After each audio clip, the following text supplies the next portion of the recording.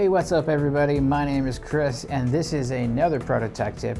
Now for this week, we're going to dive back into geometric dimensioning and tolerancing, GD&T, and I'll be breaking down the different types of tolerances and what the different symbols actually mean. So let's get into it.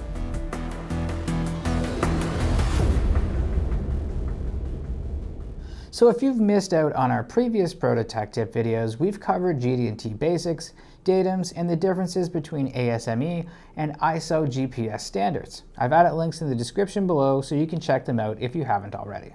Now today we're taking a deeper look at the different types of GD&T tolerances, their symbols, and then what each tolerance actually means as it relates to the form, the fit, and the function of a part. GD&T uses symbols and tolerance values to define how much variation is acceptable across 5 categories: form, orientation, location, profile, and runout. First up, with form tolerances, we need to consider straightness. This one comes in 2 flavors. Straightness of a surface controls variation along a line on a surface, which is useful when localized linear contact or uniform motion along a surface is functionally important. Straightness of an axis, on the other hand, controls how much the median line of a cylindrical feature can deviate for situations where the functional requirement depends on the alignment of the feature's axis rather than on the surface quality. Think shafts, pins, or holes that need to line up perfectly. Next is flatness. This controls how much a surface can deviate from a perfect plane. Flatness is great when a surface needs to make full even contact with another part. Flatness is commonly specified for sealing surfaces, mounting interfaces, and contact faces where uniform load distribution or leak prevention is required. Then there's circularity, also called roundness. This controls the variation of a circular feature at any cross-section perpendicular to its axis. Circularity is used where uniform rotation, consistent sealing, or even contact is required. It's commonly used for rotating shafts or bearings where uniform contact matters. And finally, for our form tolerances, cylindricity. It controls the entire surface of a cylinder and is used to describe how close a feature should be to a true cylinder. It simultaneously limits straightness, circularity, and taper, so when a feature needs to be both round and straight, like a sliding shaft, cylindricity is going to be your go-to callout. Now let's talk about profile tolerances, and there's 2 things to consider here. First, profile of a line. This one takes a cross-section of a surface and sets a tolerance zone on either side of it offset from the true profile by the specified amount.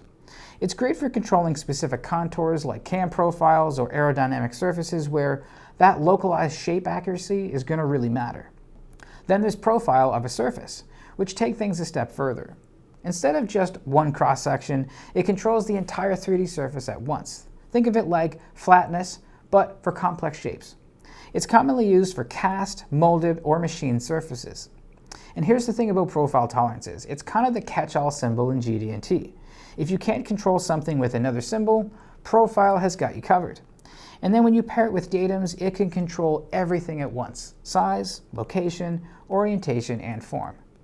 Next up, orientation tolerances, and there are 3 to cover here. First, angularity. This one controls a feature's orientation at a specific angle. Anything other than 90 degrees or 0 degrees relative to a datum. It's important to note that angularity doesn't directly control the angle itself like a plus or minus 5 degree tolerance would. Instead, it controls where the surface can actually lie. So whenever you've got a critical feature mating with another part at an angle, angularity is going to be your friend. Then there's perpendicularity. You'll see this one a lot on flat surfaces that need to sit square to each other, on the base of cylinders, and especially on hole axes. Because almost always, your hole needs to be perpendicular to the surface that it's going to be drilled into. Perpendicularity is also frequently applied to datum features themselves. For example, if datum B is established from a surface, that surface may need to be perpendicular to datum A within a specified tolerance before it can reliably serve as datum B. This ensures that the datum reference frame accurately represents the intended design. And finally, parallelism. Think of this one like flatness, but instead of checking how flat a surface is on its own, you're checking how parallel it is to a datum. It's commonly used for sliding components or stacked assemblies, basically any situation where you need 2 surfaces to stay consistently spaced or move smoothly relative to each other. Now let's talk about location tolerances. First up being position. And this is probably the most common GD&T tolerance that you're going to come across. It controls the location of a feature relative to one or more datums using a defined tolerance zone, typically diametric for cylindrical features. Position is used for holes, pins, slots, and patterns where alignment, fit, and interchangeability is going to be critical. It often replaces coordinate tolerancing and reduces tolerance stacking. Now, the next two tolerances I'm going to discuss were actually removed from the ASME standard in 2018. So I'm going to just briefly cover them here. First being concentricity. This one's all about axes, specifically making sure that the axis of one of the cylindrical features lines up with the axis of another. It's a pretty tight, precise control. And lastly, symmetry. This one ensures that a feature is centered evenly around a datum plane, so both sides are balanced relative to each other. And finally, we have runout tolerances, and there are two types to know about. First is circular runout. Think of this as a measuring of the wobble of a feature at individual cross-sections as the part rotates around its datum axis. It's great for controlling wobble in things like shafts, hubs, and sealing surfaces. Then there's total runout, which takes things a step further. Instead of measuring individual cross-sections, it measures variation across the entire surface as the part rotates. You'll see this used in precision bearings and high-speed rotating equipment, where consistent geometry along the full length of a feature is going to really matter. But before I go, I want to remind you that GD&T is an incredibly powerful tool when it's used intentionally. The key is applying the right controls where they add value and not adding every single possible tolerance because the standard allows it. Overusing GD&T can make parts more difficult and expensive to manufacture and inspect without improving any function at all. The best designs use only the controls needed to ensure that the part fits, functions, and can be produced efficiently.